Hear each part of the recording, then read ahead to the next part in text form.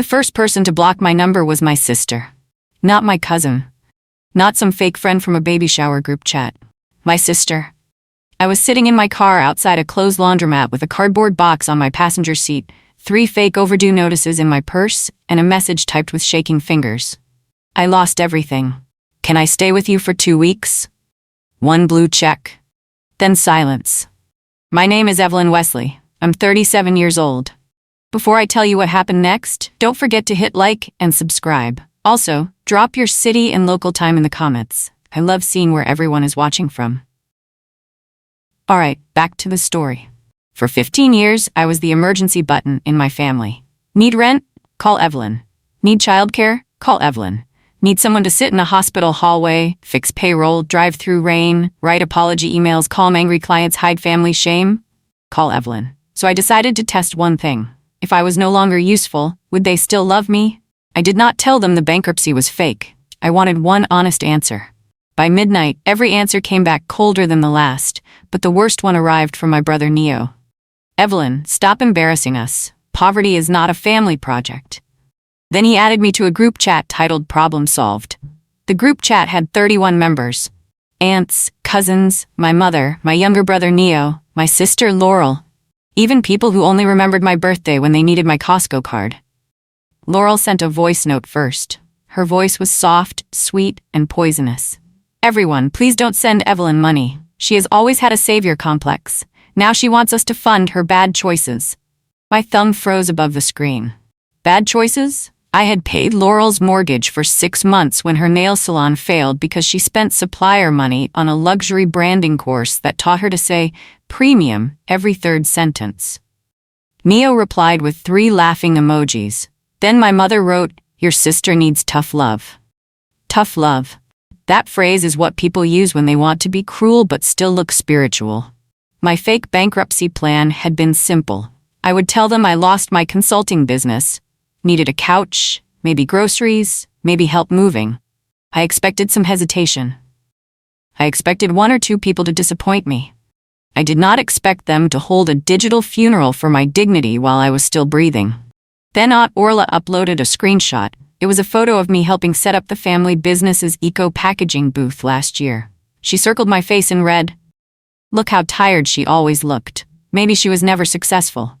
That one made my chest burn. Then Neo wrote, "We should remove her from Greenhive access before she drags the company down." That was when my test stopped being emotional. It became evidence. Greenhive was our family's climate-friendly packaging company. At least that was the public story. We made compostable food boxes for cafes, school kitchens, farmers markets, and boutique meal brands that loved words like earth forward and conscious. My father started the company while he was alive, but this story is not about him. No secrets from graves, no hidden letters, no dramatic candlelit memories. Greenhive was run by living people with living greed.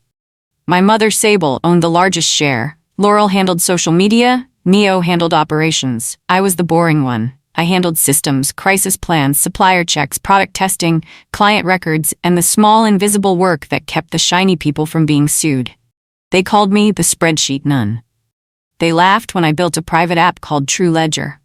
True Ledger tracked who contributed what during company emergencies. Not feelings, not gossip, receipts, hours, deliveries, loans, repairs, client rescues. Every family member agreed to it after the glue crisis 3 years earlier because Greenhive needed a fair way to measure active contribution for profit bonuses. They signed the agreement without reading it. People with expensive sunglasses rarely read documents. My fake bankruptcy was supposed to test love, not business. But when Neo threatened to remove me from Greenhive access, he stepped into the one room where I was not soft. Then Laurel posted a poll on her public story. Would you help a sibling who always plays victim? The vote options were no and absolutely note. By morning, Laurel's poll had gone viral in our town. Not worldwide viral. Local viral, which is worse. Worldwide strangers forget you by lunch. Local strangers remember you at the pharmacy. I walked into Bean Orchard for tea, and the barista lowered her voice like I had arrived carrying unpaid electricity bills in both hands. Rough week, Miss Wesley? Behind me, 2 women whispered. That's the sister from Laurel's story.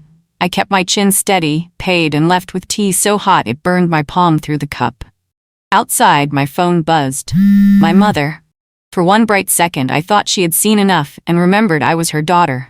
She sent one sentence. Do not come to my house. The neighbors are asking questions. No hello, no worry, no, are you safe? Just neighbors. That afternoon, Neo called from Greenhive's warehouse. I answered on speaker while sitting in my rented storage unit between fake moving boxes and very real heartbreak. Evelyn, he said, you need to sign a voluntary exit notice. I almost laughed. From my own family company? From operations, temporarily. Why? Clients are sensitive. They hear bankruptcy and panic. You told them? His pause was tiny, but loud. Then Laurel grabbed the phone. Don't act wounded. You made your mess public when you begged people for help. I looked at the 3 fake notices in my lap. I begged family privately. Laurel snapped. Same thing when your life is messy. Then a forklift beeped behind them, and Neo said, sign by 5, or we vote you out. At 5:15, they held the vote without me. I watched through a warehouse security feed they had forgotten I installed, not hidden. Not illegal. A standard safety camera mounted above the loading bay after Laurel claimed a pallet jumped at her. The meeting happened beside stacks of Greenhive boxes printed with cheerful leaves. My mother sat at the folding table in cream linen, looking like a woman about to bless a betrayal. Neo tapped his pen. All in favor of suspending Evelyn's access until her financial situation is stable? Every hand rose. Even Cousin Brant, who still owed me $800 and a lawnmower. Then Laurel leaned close to the camera. I know she can see this. Hi, Evelyn. Since you love being responsible, be responsible somewhere else. The room chuckled. My jaw locked so hard my teeth hurt. They did not know True Ledger had a second function. When a managing member was suspended for financial instability, the app automatically pulled the last 5 years of contribution records and generated a risk report for the company's advisory board. That advisory board included 3 non-family members required by our sustainability certification. One was a retired product engineer named Mr. Pell. He swept floors on Fridays because he said moving kept his knees alive. Everyone treated him like warehouse decoration. They had no idea he had access to every failed quality test since 2021. At 6 o'clock, my suspension report went out. At 6:03, Mr. Pell texted me. They just opened the wrong cupboard. The wrong cupboard was not a metaphor. In Greenhive's back room stood a gray metal supply cupboard labeled Seasonal Samples. Inside were prototypes, rejected inks, cracked lids, old glue strips, and one strange little machine I built after a customer complained her soup leaked through a leak-proof container during a school board lunch. The machine looked like a toaster married a microscope. Laurel called it my sad robot. Its real name was the humidity bite tester. It pressed damp heat against folded packaging and measured when plant-based glue began to loosen. Boring to influencers. Beautiful to anyone who preferred not to serve lentil stew through a box seam. 3 months earlier, I found a problem. One supplier had changed a natural resin binder. It made boxes look perfect in dry air, then soften near steam. I warned Neo. He told me not to panic because one box got sweaty. I sent a report to the family. Nobody opened it except Mr. Pell. Now Greenhive had just signed a huge public contract with the city's school lunch program. 200,000 meal trays. All printed with Laurel's smiling campaign slogan, good food deserves good packaging. Cute, except under heat, those trays could sag. Not poison, not danger, just failure. Public, messy, humiliating failure. When Mr. Pell texted, I called him. His voice crackled like paper. Did you save the resin batch logs? Yes. Good, he said. Because your brother ordered production anyway. Then he sent me a photo of tomorrow's delivery schedule. Every school tray was leaving at dawn. I had 2 choices. Let the delivery happen and watch Greenhive embarrass itself in front of children, parents, and every food safety blogger within 30 miles. Or save them again. That was the curse of being the reliable sibling. Even when people kicked you, your first instinct was to check if their foot was bleeding. I drove to the warehouse through sharp little drops of rain that ticked against my windshield like impatient fingers. Neo's truck was parked by the loading dock. Laurel's car sat beside it with a new vanity plate, Eco Queen. I almost admired the confidence. Nothing says humility like a license plate wearing a crown. Inside, the warehouse smelled of cardboard dust, glue, and expensive mistakes. Neo stood by the pallets, clipboard in hand. His face hardened when he saw me. "You are not allowed here." "I still own system rights." "Suspended. From operations, not from stopping a recall." Laurel appeared from behind a stack of branded trays. "Oh, listen, the bankrupt prophet has returned." I pointed at the pallets. "Those trays fail under steam." Neo smiled. "That report was inconclusive. It was conclusive enough for you to avoid sending them." He stepped closer. "Evelyn, you are desperate. Desperate people invent problems to feel needed." My mother entered then, heels clicking against concrete. She looked at me like I had tracked mud onto her reputation. "Leave," she said. Then Neo handed me a printed paper. It was a trespass warning. The warning had already been signed by my mother. That hurt more than Neo's smirk.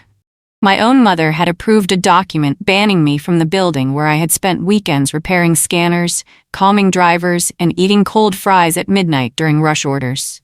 "You prepared this?" I asked her. Sable adjusted her bracelet. "We prepared boundaries." Boundaries usually don't need security guards. A guard I had never seen before stepped from the office hallway. Young, nervous, too much gel in his hair. He would not meet my eyes. Laurel lifted her phone. "Smile, Evelyn, I'm documenting this for safety." "For safety?"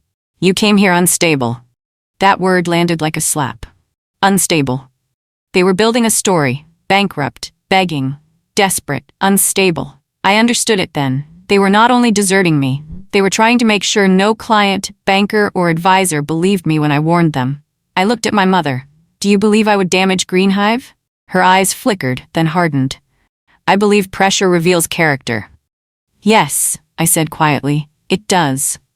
The guard escorted me out while Laurel filmed my back. Rain soaked my blouse in cold patches. By the time I reached my car, Laurel had posted the clip. Caption: "When your struggling sibling refuses help but demands control, protect your peace." I sat behind the wheel, breathing slowly. Then a notification appeared. The city school board had reposted her video. With one question: "Is this connected to tomorrow's Greenhive delivery?" By sunrise, Greenhive was trending in the worst possible way. Not massive, not celebrity level, but enough for local journalists, parent groups, and one very bored food safety podcaster named June Bell to start asking questions. Laurel tried to pivot. She posted a video wearing a sage blazer, standing in front of the pallets. "We believe in transparency, kindness, and protecting our workplace from toxic behavior." Behind her, a worker rolled a pallet with my handwritten orange sticker still attached. "Humidity hold. Do not ship." June Bell froze the frame and zoomed in. The internet did what the internet does best. It became a courtroom with ring lights. Comments flooded in. "What does humidity hold mean? Why ship held product? Who is Evelyn and why does she look like the only adult?" Laurel deleted the video. Screenshots had already escaped. My phone buzzed nonstop. Reporters, former clients, distant relatives who had ignored me yesterday and now wanted my side. I answered none. Then TrueLedger sent an alert. Someone was trying to access my private admin records from inside Greenhive. Neo. He was not trying to check quality files. He was trying to delete contribution history. The app blocked him and made a time-stamped incident report. Another feature they mocked. I called Mr. Pell. "They're trying to erase me," he sighed. "Not just you." "What do you mean?" "I checked the bonus reports. Your family has been using your crisis hours to qualify for leadership payouts." My hand went numb. "They counted my work under their names?" "Yes," he said, "for 5 years." That was the moment the story changed. This was not only about love. It was about labor. Every late-night supplier call, every weekend shipment fix, every client apology letter, every time I missed birthdays, dates, holidays, sleep, and basic human peace. They had not simply taken it for granted. They had converted it into money. Not a crime story, not some dramatic suitcase of cash. It was worse in a quiet way. The family bonus system ranked leadership effort. Whoever logged emergency contribution hours got larger quarterly payouts and more voting weight in product decisions. I built that system to make things fair. Neo had learned how to assign my offline work to himself. Laurel had logged my client rescue emails under brand preservation. My mother had approved summaries without asking why her daughter's name appeared less and less, while her exhaustion grew more and more. I laughed once. It sounded ugly. A crow barked from the power line outside my storage unit, as if even nature had read the spreadsheet and judged them. Mr. Pell sent me exported records. Then he added, "There is one more thing." My stomach tightened. What? The city contract has a public integrity clause. If Green Hive misrepresented who performed compliance work, the contract can be paused. Paused meant expensive. Paused meant public. Paused meant Laurel's perfect leaf logo empire could cough up smoke on camera. Then my mother called. For the first time, she sounded afraid. "Evelyn, come home. We need to talk as family." Family. Funny how that word returns wearing perfume when money starts bleeding. I agreed to meet at my mother's house, but I did not go alone. I brought Mr. Pell, not into the house, but nearby. He sat in his old blue sedan across the street, eating peppermints and reading printed reports like a retired wizard with a parking permit. Inside, my mother's living room looked untouched by crisis. White cushions, glass table, lemon candles, family photos arranged like proof. Laurel sat on the sofa with red eyes, but her lashes were too perfect for real distress. Neo stood by the fireplace, arms crossed. My mother opened with, "This has gone too far." I placed my bag on the floor. "You filmed me, humiliated me, suspended me, and warned relatives not to help me. Which part went too far?" Laurel sniffed. "You lied about bankruptcy." "Yes," Neo pointed at me. "So this was a setup, it was a test." "That's manipulative." I tilted my head. Interesting word from someone who stole my work hours. Silence dropped so fast even the lemon candles seemed nervous. My mother looked at Neo. He looked at Laurel. Laurel looked at her nails. There it was. Not shock. Coordination. My mother knew. I whispered, "All three of you?" Sable's face tightened. "You were never comfortable being seen. We simply gave credit to the people who could represent the company better." Then Laurel said the part that cracked the room open. "You were useful, Evelyn. You were not marketable." Useful, but not marketable. I had heard ugly things before, but that sentence had clean teeth. It did not shout, it smiled. For a second, I saw myself through their eyes. Not a daughter, not a sister, not a partner in the family company, a back office appliance with a pulse. Neo stepped forward, trying to soften his voice. "Look, we can fix this. Sign a statement saying stress may misread the trade data. We'll restore your access later." "Later when?" Laurel said. "When this dies down." "When I die down, you mean?" My mother's eyes flashed. "Do not be dramatic," I turned to her. "You told the family not to help me. You lied. You did not know that." She had no answer. Outside, a car door shut. Mr. Pell was crossing the street. My mother frowned. "Why is he here?" "Because Green Hive's advisory board has the right to attend any meeting involving compliance records." Laurel stood. "This is a private home." Mr. Pell knocked anyway, gentle but firm. Tap, tap, tap. Neo whispered, "Don't open it." I looked at the three people who had deserted me when they thought I had nothing. Then I opened the door. Mr. Pell stepped in, removed his cap, and placed a thick folder on the glass table. "Good evening," he said. "I brought the cupboard." My mother blinked. "What cupboard?" He smiled sadly. "The one your children kept stuffing truth into." The folder contained 3 years of ignored quality warnings. Not hidden camera footage, not secret recordings, nothing dramatic enough for a cheap movie. Just emails, timestamps, supplier notices, test images, and comments. Boring paper, the most dangerous kind. Mr. Pell turned pages with slow fingers. "Evelyn warned operations about resin weakness 9 times. Neo said, "Those were early tests." Mr. Pell tapped a page. "You ordered production after the final hold notice." Laurel folded her arms. "Because the city launch mattered. If we delayed, we looked incompetent." I said, "Better incompetent for a week than dishonest for a year." My mother snapped, "Enough." Mr. Pell looked at her. "Mrs. Wesley, you approved leadership bonus reports that credited Evelyn's compliance work to Neo and Laurel." Her throat moved. "I trusted my children." I almost smiled. "I am also your child." She looked away. That hurt, but it also freed me. Mr. Pell continued. "Under the Green Hive member agreement, false contribution credits trigger an independent review. Until that review ends, no bonus payouts, no public contract expansion, and no suspension of the reporting member." Neo's face drained. Laurel grabbed her phone. "You can't do that.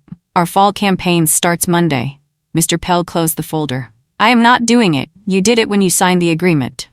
My mother whispered, "Evelyn, please." There it was. Please. the word she could not find when I was supposedly homeless. Then my phone buzzed. The city had suspended tomorrow's delivery.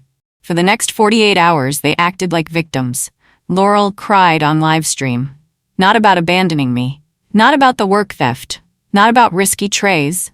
She cried because women in business are judged too harshly. Comments were mixed. Some people comforted her. Others posted screenshots of her pull. One comment said, "Girl, you bullied your sister, then wore beige to apologize." I admit, I laughed. Then Neo struck back. He sent a legal letter demanding I stop defaming Greenhive. He also froze my company email and removed me from the supplier portal. Smart move. Late move. I already had certified copies. Still, the pressure worked. 2 clients paused orders. My consulting contacts started asking cautious questions. One bank officer emailed me about recent reputational instability.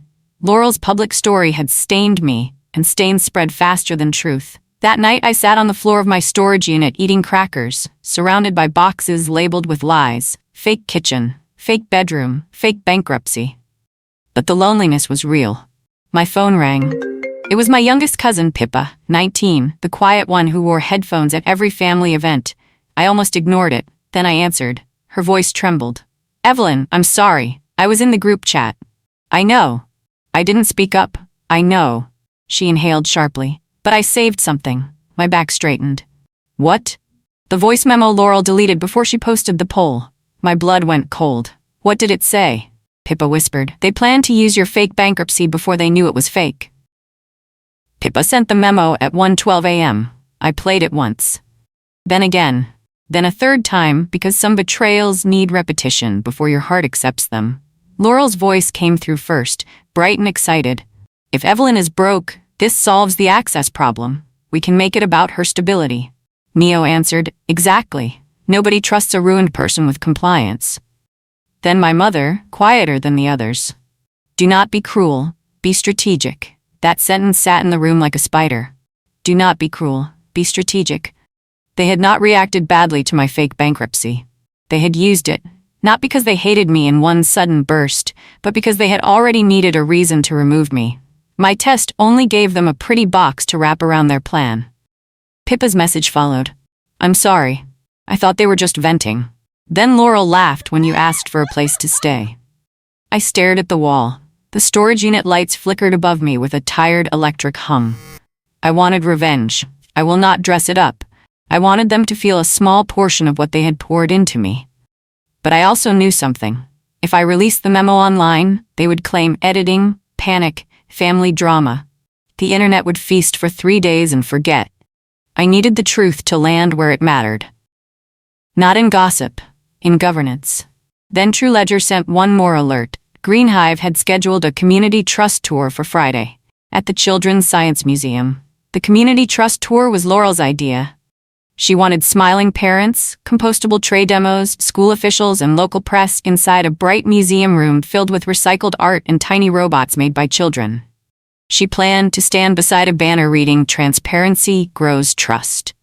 Sometimes the universe writes jokes so perfect you should not interrupt. The event was meant to repair Greenhive's image. Instead, it gave me the only stage that mattered. Not a courtroom. Not a dinner table. Not a shaky phone recording screamed over by relatives. A public certification review. Because the city agreed to attend only if Greenhive allowed a live product demonstration and advisory questions. Mr. Pell insisted. The board agreed. Neo, desperate to save the contract, said yes. Laurel posted, "We welcome accountability." I screenshotted it for emotional seasoning. For 2 days they tried to pressure me. My mother sent soup to my apartment. Not my real apartment because she did not know I still had one. She sent it to my old office building with a note saying, "Let us heal privately." Privately. A family's favorite word when the truth has teeth. Neo offered me a restored title with reduced duties. Laurel sent a message. "Can we not destroy each other? We are sisters." I replied, "Were we sisters when you posted the poll?" She typed for 7 minutes, then sent nothing. Friday morning, I put on a navy dress, tied my hair back, and carried one small gray box into the museum. Inside was my sad robot. The museum smelled like poster paint, floor wax, and popcorn from the cafe downstairs. Children's cardboard planets hung from the ceiling. Their glitter rings spun slowly in the air conditioning. At the front of the room stood Greenhive's display. Laurel had outdone herself. Plants, smiling staff, warm lights, a video loop of farmers, children, and clean rivers. If branding could hug you while picking your pocket, it would look exactly like that. My mother sat in the front row, wearing pearls and a face carved from worry. Neo stood beside the demo table, jaw tight. Laurel approached me with a camera-ready smile. "Evelyn, thank you for coming with a cooperative spirit." I looked at her microphone. "You're recording? For transparency. Good." Her smile twitched. The city procurement officer, Mrs. Vale, took the podium. Powerful, calm, silver-haired, nothing like the gentle administrator Laurel had expected. "Today we will review Greenhive's quality process and contribution integrity concerns." Laurel's eyes flicked to Neo. Contribution integrity. The phrase landed like a chair scraping in church. Mrs. Vale continued. "Miss Wesley, as reporting member, you may demonstrate the test system you developed."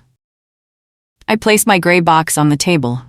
A few people leaned forward. Laurel gave a tiny laugh. "This is the machine we call the sad robot." I smiled. "Yes, it is sad. It has watched your decisions for years." The room went still. Then I inserted a Greenhive school tray into the tester. The machine hummed. A small display lit up. Humidity rising, pressure applied, heat cycle active. People watched like it was a magic trick, but nothing about it was magic. It was just a question asked honestly. Can this tray hold up under the conditions it was sold for? For 20 seconds, nothing happened. Neo's shoulders relaxed. Laurel's smile came back. My mother closed her eyes, maybe praying, maybe rehearsing forgiveness she planned to request without earning. Then the tray seemed lifted. A soft pop cut through the room. Not loud. Worse. Clear. The side wall sagged like a mouth losing confidence. A school board member whispered. "Oh." Mrs. Val stepped closer. "Is this from the scheduled batch?" I nodded. "Yes." Neo jumped in. "One sample does not represent the batch." I opened my laptop. "Agreed. That is why we will test 4. Laurel's face changed. The second tray failed faster. The third leaked tinted water across the white demo cloth. The fourth collapsed at the corner, sending a brownish stream into Laurel's branded flower arrangement. A child near the back whispered, "The box peed." Nobody laughed except me, and even I kept it inside. Mrs. Vale turned to Neo. "Were these trays under hold?" Neo swallowed. Laurel answered for him. Evelyn marked them without approval. I clicked one button. The screen behind us filled with 9 approval requests, all sent by me, all ignored by Neo. Then one open message appeared. From my mother, "Ship if appearance is acceptable." My mother stood so fast her chair legs shrieked. "That message lacks context." Mrs. Vale looked at her calmly. "Then please provide context." Sable opened her mouth. No words came out. Laurel, sensing disaster, moved toward the center aisle. "This is becoming personal. Our family issues should not distract from Greenhive's mission." I turned to the audience. "I agree. So let us separate family feelings from verified records." I opened True Ledger, not the private emotional part. The formal business dashboard. Rows appeared. Crisis hours, compliance work, client rescue actions, supplier audits. Each column showed my name first, then edits, Neo's edits, Laurel's edits, approved by Sable. Murmurs spread through the room. Laurel lunged for the laptop. Mr. Pell stepped between us with surprising speed for a man who complained about his knees. "Careful," he said. "That table bites." A few people laughed nervously. Neo hissed. "This is confidential," Mrs. Vale said, "not under a public integrity review." Then Pippa stood from the last row. I had not known she came. Her hands shook, but her voice did not. "I can confirm the family discussed using Evelyn's financial trouble to remove her before any review." Laurel snapped. "Pippa, sit down." Pippa lifted her phone. I saved the memo. The room froze. My mother whispered, "Please don't." Pippa looked at her. "You taught us family protects family. You never said only the pretty parts count." Then she pressed play. Laurel's voice filled the museum. "If Evelyn is broke, this solves the access problem." The room did not gasp. It went silent in a deeper way. The kind of silence that feels like everyone has stepped back from you at once. Neo's voice followed. "Nobody trusts a ruined person with compliance." Then my mother. "Do not be cruel, be strategic." My mother sat down as if her legs had forgotten their job. Laurel's face lost color under perfect makeup. The phone kept playing. Laurel laughed in the memo. "After this, she'll beg for a couch, not a vote." That was the line that broke something open in me. Not rage. A clean, bright ending. I looked at Laurel. I did ask you for a couch. Her lips trembled. You lied. Yes, and you told the truth. Mrs. Vale paused the room with one raised hand. This review is now expanded. Greenhive City contract remains suspended. Leadership bonuses tied to disputed contribution reports are frozen. Advisory oversight will recommend temporary removal of operating authority from Neo Wesley and Laurel Wesley pending review. Neo exploded. You can't remove us from our company. Mr. Pell said softly. You are being removed from decisions you proved you cannot make. Laurel turned to the cameras and tried one last performance. My sister trapped us. I shook my head. Now, I knocked on the door. You locked it, filmed it, and sold tickets. Then Mrs. Vale asked me the question nobody expected. Miss Wesley, are you willing to lead the correction plan? For one dangerous second, I wanted to say yes just to watch their faces fall. Lead the correction plan. Take the company back. Stand on the wreckage with a clipboard and a clean dress. But revenge that makes you become the family janitor again is not victory. It is recycling pain. I looked at the sagging trays, the frozen bonus report, the cameras, my mother's bowed head, Laurel's ruined livestream face, and Neo's hands shaking with anger. Then I said no. The room stirred. Laurel blinked. Neo looked confused, as if I had refused oxygen. Mrs. Vale tilted her head. No? I will not save Greenhive in its current form, my mother whispered, Evelyn. I faced her. I have saved this family so many times that you mistook my care for a natural resource. Her eyes filled. This time, I did not rush to comfort her. I continued. I will help protect the city contract only if the correction plan is run by the advisory board, workers are paid during the pause, the bad batch is recalled, and all disputed bonuses are redirected into employee wages and client refunds. Mr. Pell's eyes shone. Mrs. Vale made notes. Neo snapped. That's our money. I turned to him. No, that was my time wearing your name tag. Laurel whispered. You want us humiliated. No, I said. I wanted help. You chose an audience. Then Mrs. Vale nodded. Those terms are reasonable. My mother covered her mouth, because for the first time my help had conditions. The fallout was not instant. That is important. Some people think revenge arrives like thunder. Mine arrived like paperwork with polished shoes. Greenhive had to recall the school trays publicly. Laurel posted an apology video without soft music because Mrs. Vale's office required plain language, no emotional marketing. Watching her apologize without a ring light was almost educational. Neo lost operating authority during the review. He still came to the warehouse, but now he had to ask Mr. Pell before moving production schedules. The workers enjoyed that more than professionalism allowed.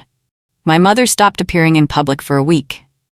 Then she invited me to lunch at a quiet restaurant with cloth napkins and the sad smell of expensive regret. I went because closure sometimes needs witnesses, even if the witness is a waiter refilling water too often. She looked smaller. Evelyn, I failed you. I waited. No quick forgiveness. No daughterly rescue, she continued. I thought Laurel and Neo were the face of Greenhive. I thought you were strong enough not to need praise. I said. Strength is not a storage unit for everyone's selfishness. Her eyes lowered. I was ashamed when you said you were broke. Of me? Of what people would think? There it was again. Neighbors, reputation, optics. I placed money on the table for my tea. I was never bankrupt. She closed her eyes. I know. No, I said, standing. You know now, that is different. As I left, my phone buzzed. An unknown number sent one sentence. Check Laurel's new brand page.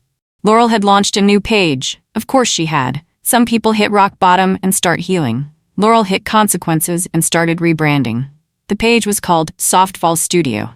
Bio: helping women rebuild after betrayal, burnout, and family workplace trauma. I stared at it for so long my tea went cold. Her first post used a photo from the museum, cropped so she looked like the wounded one. Caption: sometimes the people closest to you turn public pain into power. I'm choosing peace, choosing peace. She had stolen my labor. Now she was trying to steal my recovery language. For a moment, old Evelyn rose inside me. Old Evelyn would write a long message, explain, beg people to understand, provide footnotes to her own pain. New Evelyn opened True Ledger. There was one feature nobody knew about except me and Mr. Pell: the reflection archive. Every time a member edited a contribution record, the system asked for a reason. Most people typed lazy notes. Neo wrote things like operational correction. My mother wrote brand alignment. Laurel wrote paragraphs. Because Laurel could not resist narrating herself, I searched her edits. One entry appeared from 2 years earlier. Change contributor from Evelyn Wesley to Laurel Wesley. Reason: Evelyn does the invisible work, but public-facing women carry the emotional brand value. This balances perception. I read it twice, then I found 12 more. Laurel had written her confession one vanity sentence at a time. I did not post them online. I sent them to the review board. At 8:40 p.m., Softfall Studio disappeared. At 8:43, Laurel called me 37 times. I answered on the 38th call, not because I cared about the number, because I wanted to hear whether she had learned any word besides me. "Evelyn," she sobbed, "you are ruining my future." I sat by my apartment window, watching evening buses hiss along wet streets. My future survived a storage unit and your pole. That brand was all I had left. No, you have your life, your health, your skills, and several blazers. Start there. You think this is funny? Only the blazer part. She inhaled sharply. I was jealous. The words came out rough, like they scraped her throat. I stayed quiet. She continued. You could fix anything. Everyone needed you. Even when they praised me, they called you after. So you punished me for being useful? I hated that you made sacrifice look easy. That landed softer than I expected. Not enough to excuse her. Enough to make her human. Laurel, I said, I never wanted to be needed that much. She cried then, real this time, messy and unbranded. I don't know who I am without the image. Then meet her, I said. What happens now? The board decides your role. I am not saving you from it. She whispered, Are we still sisters? I looked at the city lights, each window holding a life I did not have to rescue. We are related, I said. Sisterhood will require evidence. The line went quiet. Then she said the one thing I never expected. I found something in Neo's files. The next morning, Laurel sent me a folder. Not dramatic, not titled Secret, just a dull folder named Legacy Vendors. Inside was the late story truth that reframed everything. Neo had not only stolen my hours, he had been planning to replace Greenhive's climate-friendly supplier with a cheaper resin broker after the city contract expanded. The public brand would stay green. The product would slowly become ordinary coated paper with nicer words. No poisoning, no grand crime, just a quiet betrayal of every promise Greenhive sold. And the shock, my fake bankruptcy had stopped him before the switch, because once the city paused the contract, the supplier change froze too. Laurel's vanity saved nothing. My tests saved the business from becoming a polished lie. At the final review, Mia was removed from operations for 2 years. Laurel kept a junior role with no public campaigns. My mother stepped down from approvals. Mr. Pell became interim compliance director, and the workers clapped so hard he pretended to adjust his hearing aid. I did not return full-time. I licensed TrueLedger to Greenhive under my own consulting company, with worker protections written in bold. My family had deserted me when they thought I was empty. So I stopped being their emergency button. Months later, my mother asked, Will you ever forgive us? I said, Maybe. But you will never again confuse my kindness for your insurance policy. And if this story touched a place in you that still aches, tell me in the comments what you would have done. If you have ever rebuilt quietly after being abandoned, hit subscribe, leave a like, and stay close. Around here, broken people do not stay broken. They become evidence.